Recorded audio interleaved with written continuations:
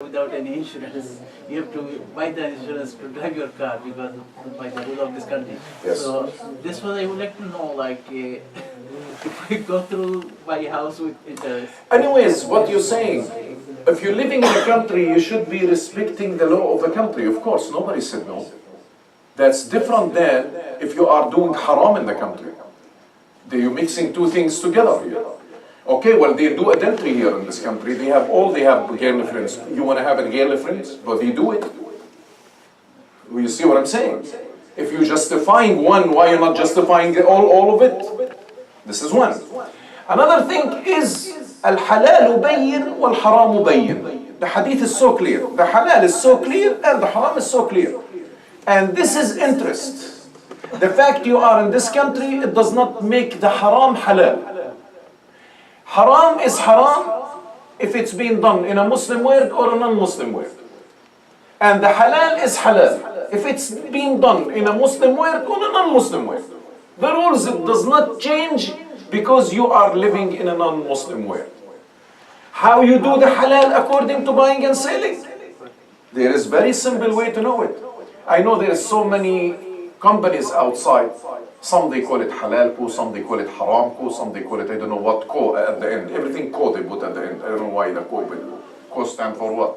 For company? Okay. Everything ko at the end. I don't really care about what the name. You want to know how the transaction's being done underneath that? Give you examples so you don't guys get confused too much. Let's say he's a dealer, car dealer. I went to him. This car, how much? He said, this car, $20,000. I said to him, but I don't have money. He will say, okay, well, you're shaykh and we know you and everybody know you, so it's okay, I give it. So what that means in Islam, reliability. What they call it here, good credit. I'm just giving everything simple so it will be understood. Okay, I don't have money, could you give it to me? He said, okay, well, if you do, all right, the price now is $25,000. You like it, I'll give it to you for every month, you pay me $500. This is halal according to every single school of thought. It's his car, whatever he want to sell it, he'll sell it. If I agree, I agree. If I don't disagree, disagree. And he has the right to raise the price. He's raising the price.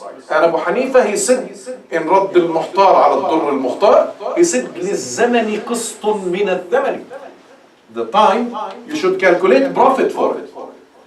He is the owner of the car, and he raised the price of that car, and I agreed, and we done it. That's 100% halal according to every single school of thought. Now, if I say, how much this car? He said 20,000. I said to him, but I don't have money. He said, okay, I'll go get you a bank, and you are the bank. Now, he gets the $20,000 from you in my behalf, and I'm supposed to give it to you 25,000. Is that halal? It's riba. See, everything, it's correct. Assalamu alaikum. Jalal Siddiqui Sahib is arriving. Assalamu alaikum. I saw you before, mashallah. May Allah bless you. We continue, Shaykh. If any other please stay on those questions that Shaykh you are having about the halal and haram. Follow the question. I just included that, just the mortgage. Yeah, but enough, same thing. It's same thing. I'm just making a car instead of a house. Right. You wanna replace the house with the car? It's same thing. I'm just giving an example. Let's put it as a house. How much this house? 100,000. I don't have money. Okay, I'll sell it to you with 150. Is that valid? Valid. I agree. Okay, now how much this house? 100. He said, okay, I could get you a bank. He could do that for you. Now he went and he paid him $100,000 in my behalf. And he asked me to pay him back $150,000. Is that allowed? Is that allowed? Hey, 100,000 with 150, is that allowed? No. It's allowed, yes. It's not allowed. So in this case, it's a money. Money. Okay, so in this case, so, is it no, let him finish. Okay. Let me explain it to you. I took from you $100 and you said return it to me with 120. Is that allowed? No. But that's the same scenario. 100,000, it's been returned to 250. See how its interest is not allowed. The second scenario is not allowed. We'll get a third scenario and it will be allowed. How's the third scenario? Let's say he is the Islamic bank here. How much this house? 100,000. I don't have the money, but I could tell you somebody could do that. He is Muslim bank, Islamic bank. I don't like really to call it an Islamic bank because one time they told me Islamic bank. I said, when he said the Shahadatain, did he enter Islam, the bank, by saying Shahadatain? Why we call it that name? I don't understand. I mean, do we don't have enough information to make a whole entire transactions according to Islam? Of course we do. However, Islamic bank. Now I go to him, I said, I'm interested in this house. He will come and check it. Okay, the value is okay, 100,000. He said, inshallah, I'll buy it and I'll sell it. He bought it with $100,000. Now who owning it? Who owns it? Him. Now, he owns it now. He's the owner now. He said, okay, I'll sell it to you with 130. Is that allowed? Yes, it's a business. You see how? If the transaction, it went through this, then you know it's halal. If it went in a different way, you know it's a nonsense things going on under the name of the deen. Simple as it is. I made it so simple so it will be understood without any complications. So is it acceptable to purchase it if we buy a mosque and then you can go for mortgage? No, this is different. What I said, he is a bank, he is a Muslim bank. But he's raising $120,000 more. No. It's a business. He went and he bought the land. And he said to you, okay, I'll sell it to you with 120 after he bought it. Why it's not halal? It's halal. You want to build a mosque, you want to build a cemetery, you want to whatever you want to build. You bought it from him. It's buying and selling. It's business. There is no interest, no money with money. Money with money, it has to be the same amount. When you put extra, now it will become interest. Any other question? Yes. Yes. Not everyone, but some of us have 401k at work. Now, we invest money in company, put money in it. They invest in different company. We don't know what they do. Some company could be involved with wine, Coca-Cola, whatever. We don't know the definition where they invest in money, yet we are earning it. Is that allowed?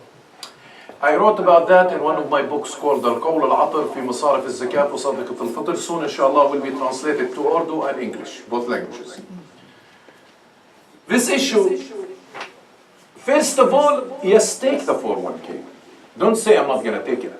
And that's it goes with the banks who you put your money in. Don't say I'm putting checking account, I'm not going to put saving account. Because it's haram and there is interest. You know, we're not talking about $1,000. You're talking about some companies with oil companies, billions and trillions of dollars.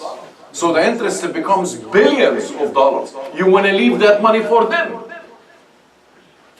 Answer me. You want to leave that money for them to open more banks and more haram?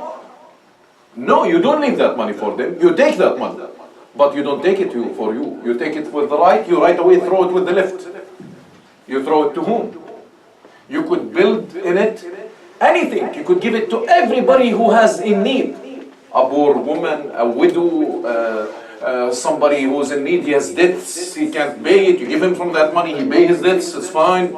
You build streets, you make hospitals. The only thing the scholars, they said, stay away from, building a mosque. That's the only one you stay away from. You don't build the mosque with this money because it's not out of necessity and this place is for worship. It should be purely, pure from Allah, for Allah subhanahu wa ta'ala. Then here you're supposed to take it. Even if you don't know where they are investing. You don't say I don't want to take it at all. Here is, what's the ruling of it now? You have 401k. And you know you collect that when you hit age 62. And if you take it early, now you lose half of it. If you leave it, you will get the whole amount. That's the scenario.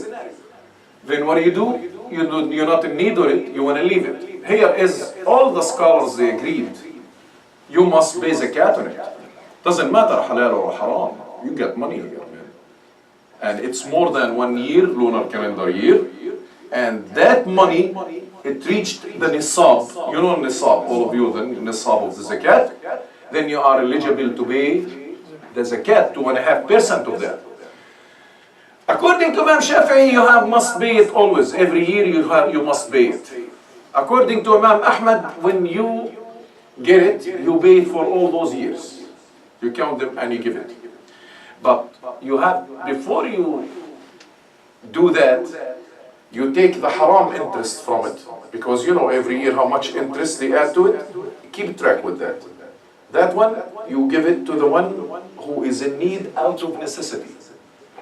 And the rest, you do zakat 2.5% of it. Understood? That's how you deal with it. Any other question? Done. Jazakallah, Shaykh. Thank you for all those critical questions that you have answered, and hopefully our brother and we are understood, and may Allah subhanahu wa ta'ala give us more deeper understanding on those.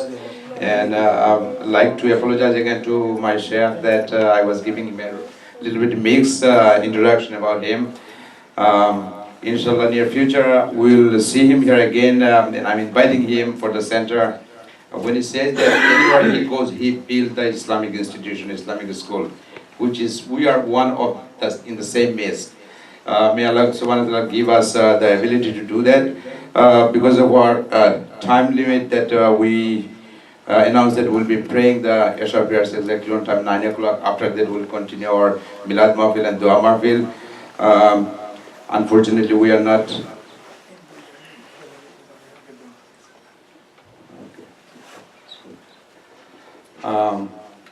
I like to request, like I always said, that our Shaykh Hazrat Maulana Jalal Siddiq is one of the think tank of Ahl Sunnah Al Jama'at. He's always teaching us a lot of things about the Quran and Sharia anytime he comes. I'll request him to deliver his speech in English, and also I'm going to request to highlight that our upcoming event, the fundraising dinner, which will be taking place in Taj Mahal. We are setting up this place, and also he's going to probably request you buy some ticket from him. He's selling some tickets, which is cost like $100, and also little fund collection. It took us almost $40,000 to set up the whole program. We very carefully we set up this date, is a spring break. Inshallah, we are very hopeful that we'll be successful by a blessing of Allah subhanahu wa ta'ala. Now I'm going to request my Shaykh to deliver his lecture.